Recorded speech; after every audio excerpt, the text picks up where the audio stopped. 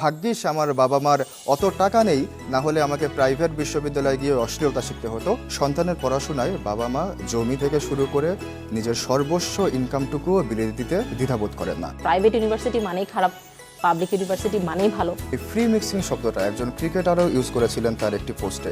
Free mixing বলতে আসলে কি বোঝায়? 70% মানুষ যদি গরিবই হয় যারা প্রাইভেট বিশ্ববিদ্যালয়ে পড়ে, তাদের টাকা কোত্থেকে আসে?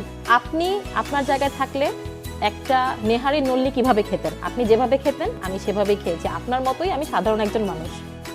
দর্শক, উত্তাল একটি সময়ে, অস্থির একটি সময়ে একটি ভিন্ন ধর্মী টপিক নিয়ে আজ আপনাদের সামনে এসেছি। সম্প্রতি ফেসবুকে ফুড আপ্পি খ্যাত একজন ফুড ব্লগার, যার নাম ফাবিয়া হাসান মনীষা, তিনি একটি স্ট্যাটাস দেন। সেখানে বলেন পাবলিক বিশ্ববিদ্যালয় এবং প্রাইভেট বিশ্ববিদ্যালয়ের ছেলে মেয়েদেরকে নিয়ে তিনি বলেন যে ভাগ্যিস আমার বাবা মার অত টাকা নেই, না হলে আমাকে প্রাইভেট বিশ্ববিদ্যালয়ে গিয়ে অশ্লীলতা শিখতে হতো। এই ব্যাপারে কথা হবে তার সাথে। হাজার হাজার মানুষ কথা বলছেন এই ইস্যুতে, অনেক সেলিব্রিটিরাও কমেন্ট করছেন, লাখ লাখ শেয়ার হয়েছে। আমার কিছু বলার আছেতে এই বিষয়ে আমরা কথা বলবো। আপনার সাথে আছে আমি আশ্বাস চৌধুরী এবং আমার সাথে আছেন ফাবিয়া হাসান মনীষা। আপু ভালো আছেন? আলহামদুলিল্লাহ বেশ ভালো আছে। আপনি যে পোস্টটা দিয়েছেন, এই পোস্টে আপনি বলেছেন যে পাবলিক বিশ্ববিদ্যালয় এবং প্রাইভেট বিশ্ববিদ্যালয় নিয়ে ব্যাপক সমালোচনা হয়েছে, আলোচনা হয়েছে। পক্ষে কিছু মানুষ বলেছে, বিপক্ষেও কিছু মানুষ বলেছে, অনেক সেলিব্রিটিও এই বিষয়ে অনেক কমেন্ট করেছে। সবার আগে আপনার কাছে জানতে চাই, এই ব্যাপারে আপনার কিছু বলার আছে কিনা? অবশ্যই আমার কিছু বলার নাই, আমার অনেক কিছু বলার আছে।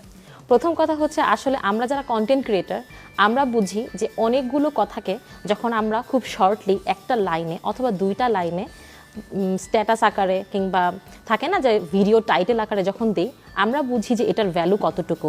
আমরা আসলে বোঝাতে চাইছিলাম অন্য কিছু, কিন্তু মানুষ বুঝে নিছে অন্য কিছু।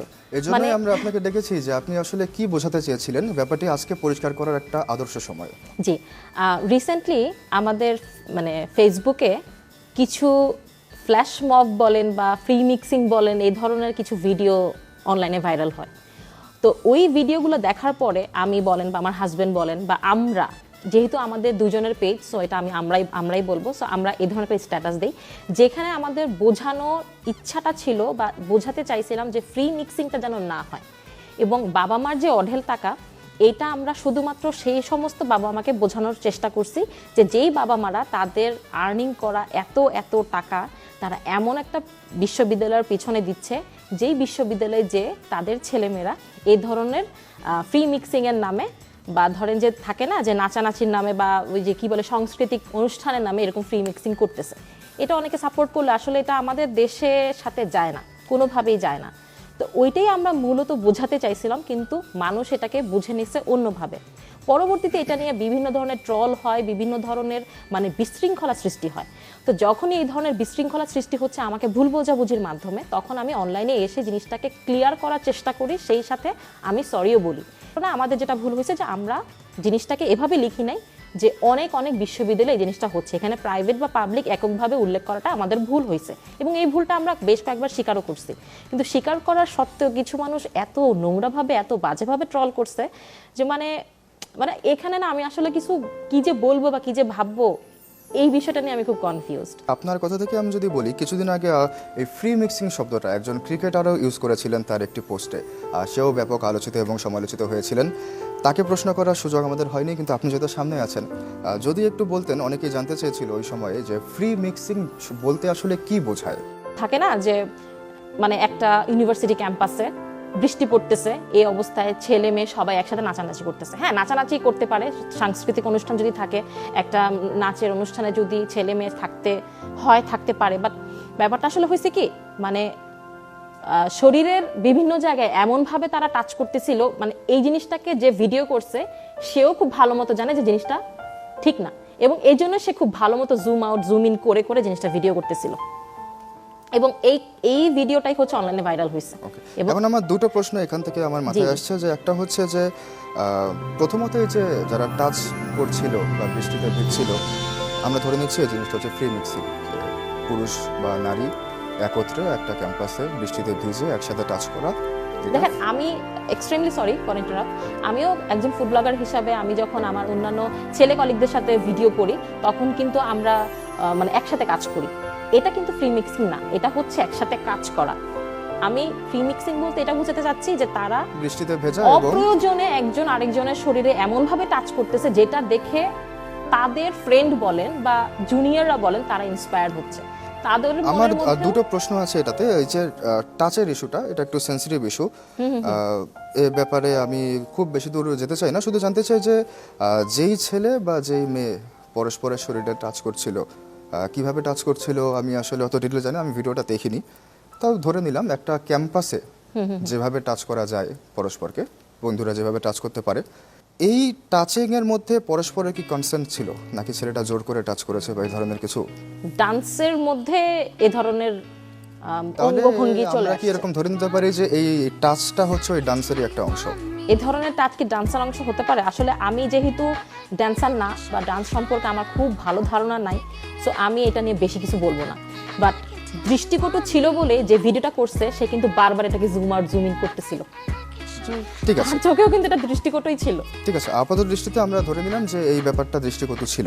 এবং এই দৃষ্টিকটু ব্যাপারটাতে কি ওদের বিশ্ববিদ্যালয় কোনোভাবে এন্ডোর্স করেছে যে তোমরা এই কাজটা করো, বা আমি তোমাকে এমন একটা পরিবেশ করে দিচ্ছি যাতে তুমি এই দৃষ্টিকটু কাজ কারবার করতে পারো? দেখেন, আমার মতে এটা মানে এটা কখনো অ্যালাউ করবে না।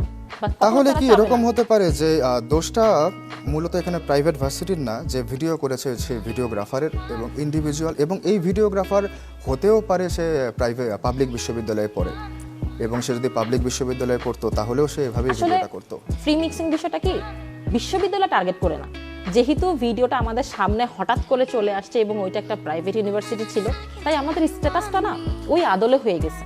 কিন্তু বিষয়টা এরকম না যে প্রাইভেট ইউনিভার্সিটি মানেই খারাপ, পাবলিক ইউনিভার্সিটি মানেই ভালো। বিষয়টা কিন্তু এরকম না, ভালো খারাপ সব জায়গাতে আছে। চলে আসে, আপনারা একটা লাইভ করেছিলেন। জি জি জি। লাইভে আপনারা অনেক 59 মিনিটের লাইভ করেছেন। এখানে আপনারা এই লাইভটাও আবার কিছু কিছু ক্লিপ বিতর্কিত হয়েছে, সেগুলো আমি আপনাকে ক্লিয়ার করার সুযোগ দিচ্ছি। যে জি জি।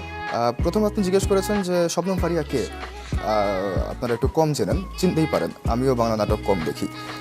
কিন্তু এক পর্যায়ে একটা যে পার্টটা সবচেয়ে বেশি ভাইরাল হয়েছে, সে পার্টটা হচ্ছে যে আপনারা বলেছিলেন যে খুব সম্ভবত ভার্সিটির 70% গার্ডিয়ান যদি দরিদ্র হয় তাহলে টাকাটাকে দেয়, শবনম ফারিয়া দেয় কিনা।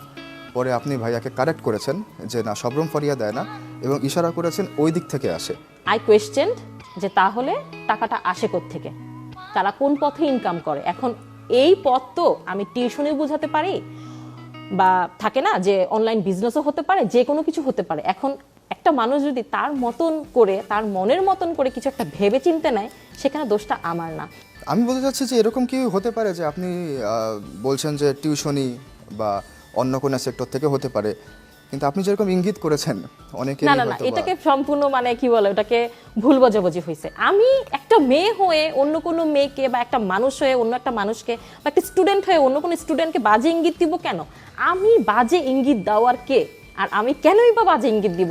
আপনারা মানে এমন কি হয়তোবা- হতে পারে যে এই ইঙ্গিতটা একটু ডুয়াল মিনিং মনে হতে পারে, অনেকে এইভাবে ওখান থেকে আসে বলতে না না আসলে না না না, এরকম কোনো কিছু না। ইভেন প্রত্যেকে জানে, যারা আমাকে রেগুলার দেখে বা খুব কম দেখে, তারা প্রত্যেকেই জানে যে আমি খুব সাধারণ একটা মানুষ, এবং আমার লাইফস্টাইল খুব সাধারণ, আমার ফুড ব্লগিংগুলো খুব সাধারণ হয়, এবং আমি কখনো কোনো নেগেটিভ কমেন্টকারীকে কখনো বাজেভাবে রিপ্লাই দিই না, এবং কখনো কারোর কমেন্টকে এত বাজেভাবে গায়েও লাগাই না। কেউ যদি আমাকে খুব বাজেভাবে কথাও বলে, সেটা নিয়ে আমি কখনো কোনো কিছু বলি না। তাহলে আমরা এটা ধরে নিচ্ছি যে এই ইঙ্গিতটি যে ওখান থেকে আসে, এই ওখানটা না, আসলে আপনি এরকম কোনো টিউশনি কিছুই না। বা অনলাইন বিজনেস বুঝিয়েছেন।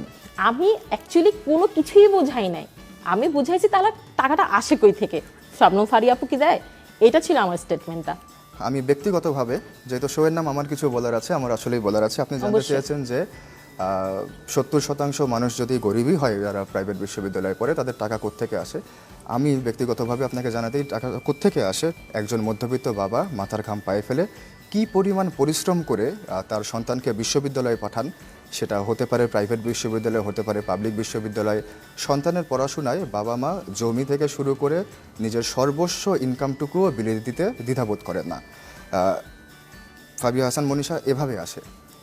আমি দেখেছি একজন ছাত্রকে, যার বাবা হচ্ছে কাঠমিস্ত্রি, তার বাবা হচ্ছে গাছ বিক্রি করে ডাবল টাইম পরিশ্রম করে তার সন্তানকে প্রাইভেট বিশ্ববিদ্যালয়ে আসলে পড়িয়েছে। আমার একটা কথার কারণে অনেক মানুষের, বলবো যে ম্যাক্সিমাম মানুষের এতটা ইমোশনে আঘাত লাগছে, এই জিনিসটা আমার নিজের কাছে খুব খারাপ লাগছে যে মানে ভুল বোঝাবুঝির কারণে হোক, ঠিক বোঝাবুঝির কারণে হোক, আমার স্ট্যাটাসের কারণে হোক, আমার কথার কারণে হোক, কোনো মানুষের কোনো অধিকার নাই আরেকটা মানুষকে ইমোশনালি হার্ট করা। তার মানে আপনি অনুতপ্ত। অবশ্যই আমি অনুতপ্ত, এবং এই জিনিসটার জন্য আমি আল্লাহর কাছে এবং সেই সাথে আমি আমার যত অডিয়েন্স আছে, সেই সাথে অডিয়েন্স যারা না, যারা আমাকে কখনো দেখেও নাই, তাদের কাছেও ক্ষমা প্রার্থী যে যেহেতু আমি ইমোশনে আঘাত দিয়ে ফেলছি, বুঝে না বুঝে, বুঝে হোক বা না বুঝে হোক, ইমোশনে যেহেতু আঘাত দিছি, অবশ্যই সেটার জন্য আমি অনেক বেশি অনুতপ্ত।